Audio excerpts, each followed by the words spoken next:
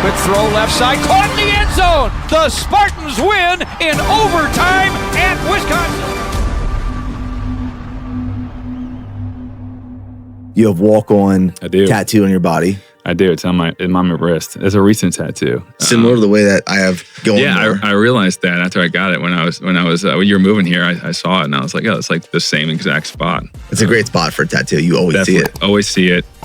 It's actually in the Michigan State jersey font. So, yeah, I mean, I feel like it's just a reminder to myself that I feel like, when you really like push the envelope and push the limits of what you're trying to do, like even physically, but also from a business perspective and just opportunities, I feel like there's so many times I feel so out of place and uncomfortable, and have this imposter type feeling that like, I don't deserve to be here or be in this room or, have this platform, be on this stage. And, it's just a reminder that like, that's how it's been my whole life. My mantra has been to put myself in situations and be around people that exceed my abilities or capabilities or talent level, whatever it is. And eventually you adapt to those surroundings. So I think a lot of people, when they're a walk-on and they kind of earn their way, that's what it's about, is like earning the jersey, we used to say, but it's kind of just like earning your place.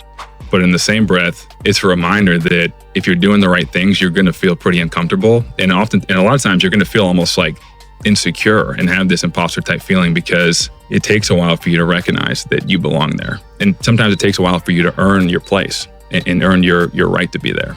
But it's just a little constant reminder, a little subtle nudge when I'm, feeling a certain way. Yeah. And that all started when you walked on to Michigan State on the football team. Yeah, it was by far the hardest thing I've done, mentally, physically, but it was a dream come true.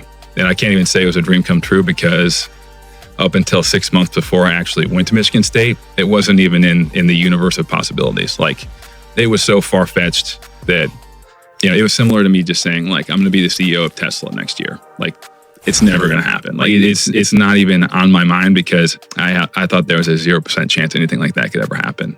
I know we talked about this at dinner. Yeah. I'd love to share more of the story with the audience. Yeah.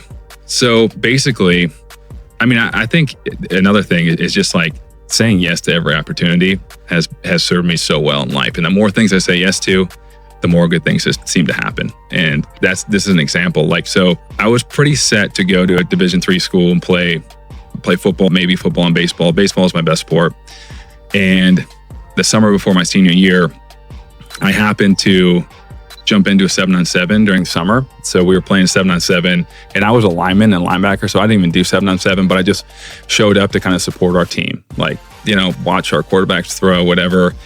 And my dad was an assistant coach. So I just showed up and to hang out with the team. And our tight end didn't show up and I never played tight end, but I had been, lifting before school. I got myself in like significantly better shape than I'd ever been in, jumped into tight end and I made a couple of one-handed catches and just had a really good day. And this was at Jackson High, which is the biggest school in Michigan. So their head coach happened to see me make a couple catches. All right. So fast forward to May of the following year. Like I'm going to school in less than 6 months. Michigan State had a new coaching staff and their coach went to Jackson High to see, hey, do you have anyone that potentially, we have a couple walk-on spots available, anybody that would be interested? And the coach is like, I don't have anybody at that level, but if you should talk to anybody in the county, go talk to Todd Anderson at Napoleon High School. And I'm from like the smallest high school. Nobody's ever played Division I football. I don't know if anybody's really played Division II football from my high school. Like we had bring your tractor to school day. That's how small of a school we're talking about. So like out in the country. In the country. Yeah, I had a John Deere shirt. I had a cowboy hat in my 7th grade football picture. And, I grew up going to Michigan State games with my dad. My dad used to work in the recruiting office as a student, sending out letters to recruits. So diehard Michigan State fan. And I grew up watching these games, but was nowhere near the talent level to get recruited. And I got called to the office like they do for, D3 coaches come in. And I walked down and I saw Michigan State's helmet on Coach Treadwell's shirt. I was like, what's going on? My first thought is like, oh, there must be some D3 school that has the same logo as Michigan State that I don't know about. Right. And then, we start talking and, they have a couple walk-on spots available. And fast forward, like Coach D'Antonio calls me and basically gives me the opportunity to come walk on. And my mind was just blown.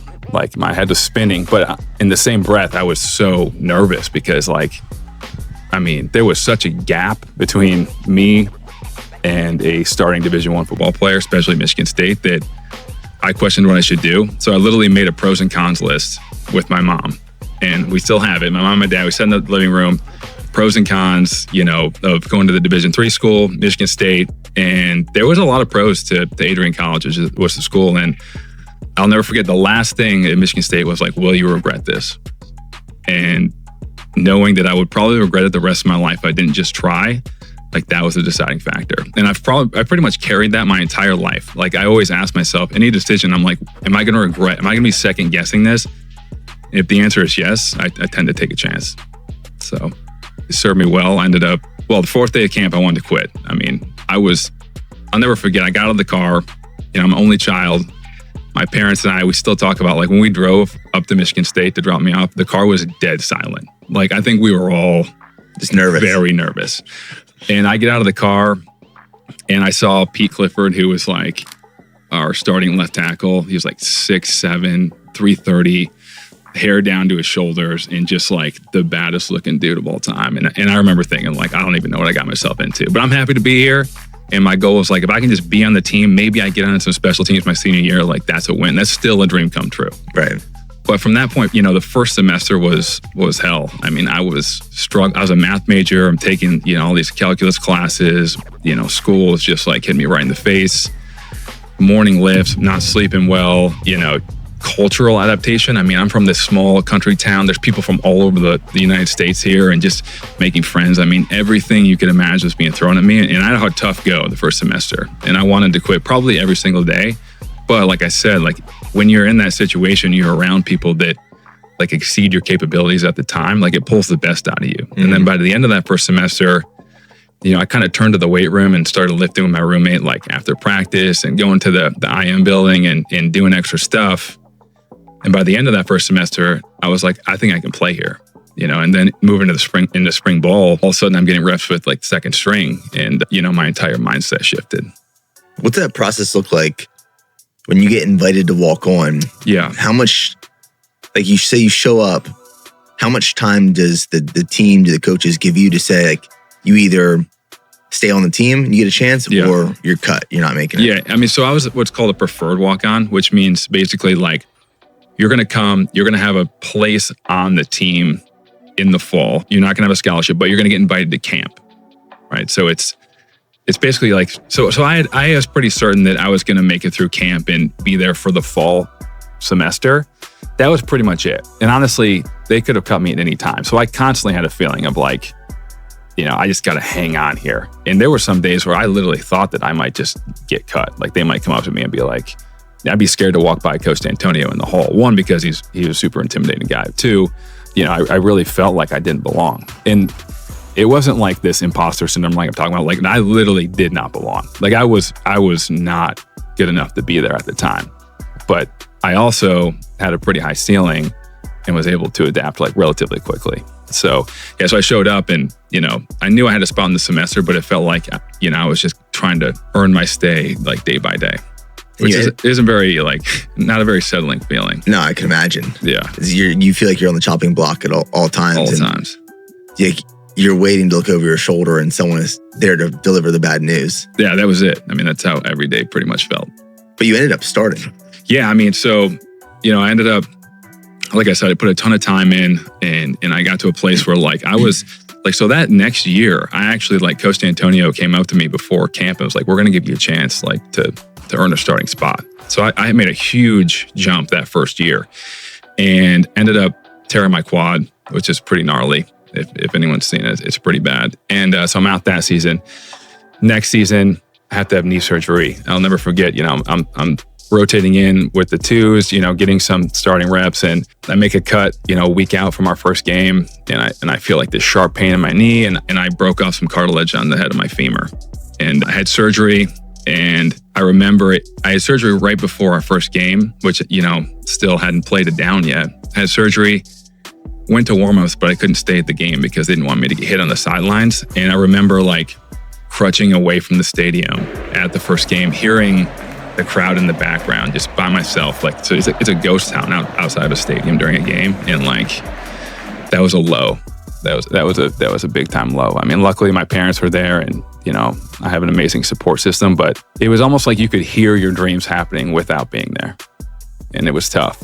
And they're like, the further you get away from it and the noise and just kind of the sounds, like you hear it fading, it's almost like your dreams are fading as well. And that's how it felt. After 3 years of not playing it down, it felt like, is this ever going to happen? I almost felt like it was destined not to happen. And so that offseason, I came back, I tried to rehab my knee, but it just felt horrible. I couldn't extend it, sharp pain the entire time. And I remember walking to a lift right before spring ball, going into my 4th year now, having not played. I was talking to Kirk Cousins. He was walking with me, and I was like, Kirk, I think I have to hang it up. Like, I can't run. Like, I can't, I'm like 75%. I don't know what else to do. The doctors didn't have any good answers. Like, I'm wearing a knee brace that pushes your knee lateral from the inside to try to alleviate the pressure on the certain part of my knee that's hurt. And it just wasn't going well. So I was like talking to Kirk, and I was like, I'm going to give spring ball a shot and see what happens. But if not, this might be the end. And I was actually coming to peace with that, trying to, relative. And first spring practice, I'll never forget, we had a huge left tackle. His name was Henry Conway. I came off the edge. I was playing at the end of the time, and I hit him pretty square, like my shoulder, and my leg was locked out, and it just went pop, massive crack. And I was like, here we go. This is going to be the 4th year, and I'm not going to play. But didn't feel horrible afterwards. Woke up the next day, and we went to warm up and practice. All my pain was gone, like it was brand new. And they think whatever, that chunk of bone that broke off earlier, they think that got dislodged somewhere or moved around and ended up in a place that didn't cause any more pain, and that was just floating around and causing issues. And then I was 100%. So I ended up playing that fall, and then really came into my own when I got moved to fullback. I was almost a different person from playing defensive end to fullback, because when I got moved to fullback, I felt like I was the tip of the arrow for our team. It was up to me to set the tone, and I would sacrifice anything to take that person's soul. Across from me, the mentality and the mindset and the place I would get to for games was dark. And I played angry, and not everybody has to do that, but it was very effective for me. And I just felt like I came into my own, and I thrived in that position just because, I felt like such a selfless responsibility to literally set the tone for the entire game in that position. What would you do? What would the process look like in terms of putting yourself there mentally? I remember, I would listen to Psychosocial by Slipknot on the way to every single game.